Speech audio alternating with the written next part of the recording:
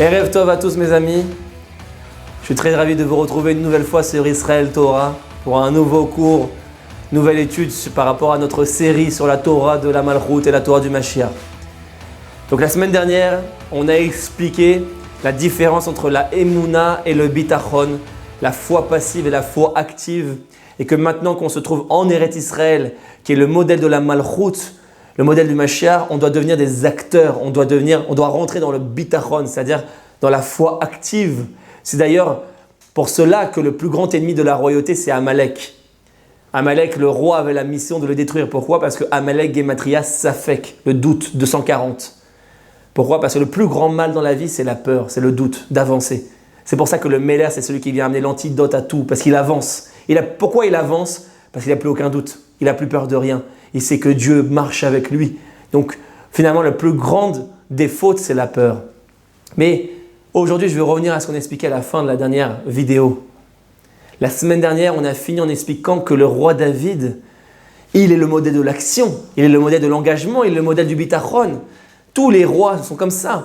Mais ce qui est étonnant, c'est qu'il va aussi devenir le modèle de la tfila, puisqu'il va écrire les Tehillim, qui est le plus grand livre de prière de tous les temps. On aurait pu s'attendre à ce que ce soit Moshe, le modèle du tzaddik, qui lui est le modèle de la prière, et David, qui lui est le modèle de l'action, de l'engagement. Non, finalement c'est David qui va récupérer les deux. Finalement c'est David qui va être et le modèle de l'action, c'est naturel, puisque c'est le Meller, et le modèle de la tfila, le modèle de la spiritualité. Pourquoi ? Le Zohar donne une explication magnifique, c'est un petit peu profond, mais essayez de me suivre mes amis. Le Zohar dit que quand les lettres sont venues demander à Hachem de créer le monde par elle, que la Torah commence par elle, il y a le Shin qui est venu notamment. Et pourquoi le Shin a été déchu ? Il dit parce que c'est la première lettre du mot Sheker, le mensonge. Et donc Dieu dit parce que tu es la première lettre du mot Sheker, je n'ai pas pu créer le monde par toi. Mais le Zohar révèle quelque chose d'extraordinaire là-bas. Il dit que le Shin, c'est une lettre qui a 3 branches. Vous voyez, le Shin, ça s'écrit avec 3 branches. Et il dit là-bas que ça fait allusion aux 3 Avot, les 3 pères, Abraham, Yitzhak, Yaakov, qui sont quel modèle ? Comme on le sait, le modèle de la Tefila, puisque Abraham a écrit Shacharit, Yitzhak a écrit Mincha, et Yaakov a écrit Arvit. Donc on voit qu'il y a 3 prières qui correspondent aux 3 Avot, et c'est les 3 branches du Shin, c'est-à-dire que le Shin est le sod de la tfila. Le Shin est le sod de la prière. Et ensuite, il dit là-bas le Zohar que les 2 autres lettres de Sheker, qui sont Kouf et Resh, font allusion aux forces du mal, aux forces de la Klippa. Kouf, bon, c'est un petit peu compliqué d'expliquer pourquoi tout de suite, mais faites-moi confiance, il dit là-bas comme ça. Et ensuite, il dit donc que c'est quoi le Sheker, finalement ? C'est que tu es uniquement dans ce spirituel. Ça veut dire que le Shin vient. Il dit, je veux qu'on crée le monde par moi. Et donc, ça veut dire quoi traduit littéralement ? C'est ce qu'on explique. Tu es que dans la tefila. Tu es le Shin, tu es dans la tefila. Eh bien, si tu es que dans ça, tu vas tomber dans le Sheker. Parce que si tu es que dans la tefila de dire Hachem aide-moi, Hachem ci, Hachem ça, tu ne t'engages plus, tu ne fais plus rien, tu ne te responsabilises plus, tu es passif, tu deviens comme un enfant finalement. Tu n'es plus dans l'action, tu n'es plus dans la responsabilisation. Et donc même ta tefila, elle perd de sa valeur. Et c'est pour ça mes amis que quand Dieu, on a vu la semaine dernière, il a dit à Moshe Rabbeinu, quand ils sont arrivés devant la mer, il a dit « Ma titzak elai » pourquoi tu ne fais que prier ? Ça ne sert à rien. Avance et dans ton action, prie. Et la prière que tu vas avoir, elle va sanctifier et elle va amener la bracha dans ton action. Mais si tu fais que prier, je ne peux pas t'emmener la bracha. Il faut que tu agisses. C'est pour ça que Ma titzak elai nous révèle le Zohar magnifique. Les rachetevot, c'est Emet. Ma, c'est Mem. Titzak, c'est Tav. Et Elai, c'est Aleph. C'est le tikkun du Sheker. Le Sheker, c'est que quand tu es que dans Avram, Yitzhak et Yaakov, tu es que dans les tfilot. Et tu es que dans la tfila. Non, Hachem, il a dit, Ma titzak elai, c'est ça le Emet. C'est-à-dire que maintenant, tu dois avancer C'est ça la Géoula. Il faut qu'on avance vers Eretz Israël. Il faut qu'on avance vers la Malchoute. Il faut qu'on avance vers la construction du monde. Il faut qu'on fasse le tikkun du monde. Il faut qu'on s'engage. Et donc, c'est pour ça que le roi David devient lui aussi le modèle de la Tefila. Parce que si la Tefila, elle se retrouve seule, alors même la Tefila, elle perd de sa valeur. La Tefila amène la bracha. Et tu es répondu dans ta Tefila que si tu agis en même temps. Je vous donne un exemple tout bête dans la vie de tous les jours. Chas v'shalom, lo alenu, quelqu'un il passe une épreuve de maladie.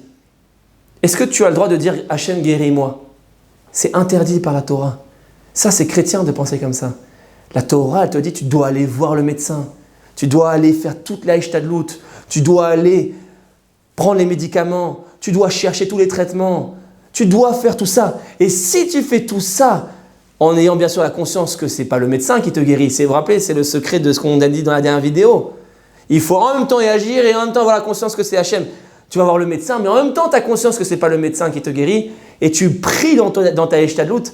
Alors la tfila et la ishtadlout se connectent et ça, c'est le sod du couple, du secret du mariage. La tfila, c'est masculin et la ishtadlout, c'est féminin. Tu unis les deux et là, la tefila, elle est répondue. C'est pour ça que c'est même pas Moshe qui devient le modèle de la tefila. Parce que Dieu, il a dit Matitsak Elai. C'est David qui va devenir lui-même aussi le modèle de la tefila, puisque lui, il unit la tefila à la ishtadlout et donc il fait le tikkun de la bria du monde. Et c'est pour ça, mes amis, que la Gemara Brachot, page 7, elle nous raconte une histoire qu'on a mal interprétée.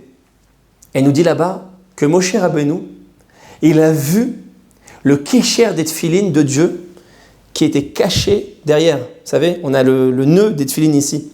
Et on dit que Moshe, il a vu ce kécher. Alors tout le monde interprète, waouh, c'est quelque chose d'extraordinaire, il a vu le nœud des tefilines de Dieu, etc. C'est magnifique. En vérité, si on avait étudié la Gemara sur place avec le Zohar on aurait compris que c'est un mauvais signe que Dieu il a fait à Moshe. Pourquoi? Qu'est-ce qu'il lui dit juste avant dans la Gemara? Il dit Ksheratziti lo ratzita. Ve'arshav she'ata rotse eneni rotse. Comme ça, c'est écrit dans la Gemara. Qu'est-ce que ça veut dire? Il lui a dit, quand j'ai voulu me dévoiler à toi, tu n'as pas voulu. À quel moment? Au buisson ardent. Quand Dieu il a voulu dévoiler sa pnimiout, son intériorité à Moshe, Moshe a voilé son visage. Il n'a pas voulu.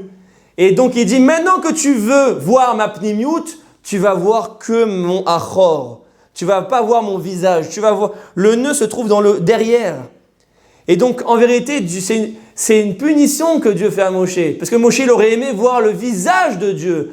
Il aurait aimé voir la pnimiout de Dieu. Or, il a vu ici que son achor, que ce qui est derrière. Et c'est pour ça, mes amis, le Zohar révèle quelque chose de magnifique. Il dit, quand tu prends le mot sheker, et le shin, comme on a dit, c'est la lettre de la tfila, et kouferet, c'est les lettres des klipotes, tu prends le shin et tu le mets au milieu, entre les deux lettres. Ça veut dire que maintenant, les klipotes ont pris le dessus. Ça fait quel mot? Kesher. C'est le nœud des tefilines. C'est-à-dire que Dieu a dit à Moshe, attention, maintenant tu as refusé de voir ma pnimiout au buisson ardent. Malheureusement, la tefila que tu avais, toute cette dimension, elle est tombée. Et donc tu ne pourras pas rentrer en Eretz Israël. C'est David Améler qui va devenir le modèle du Mashiach, qui lui arrive à unir cette tefila à sa ishtadlout. Et comme Narshon l'a fait face à la mer. Donc c'est des notions qui sont très profondes de Kabbalah que j'essaye de vous expliquer en quelques minutes. Excusez-moi, c'est un vrai défi pour moi aussi, mes amis. C'est un vrai exercice. Ça pourrait faire l'office de cours de milliers d'heures, ce qu'on explique. Mais j'espère vous avoir donné quelques graines, Bezrat Hashem. Et on se retrouve très très vite pour un nouvel épisode de cette série. À très bientôt.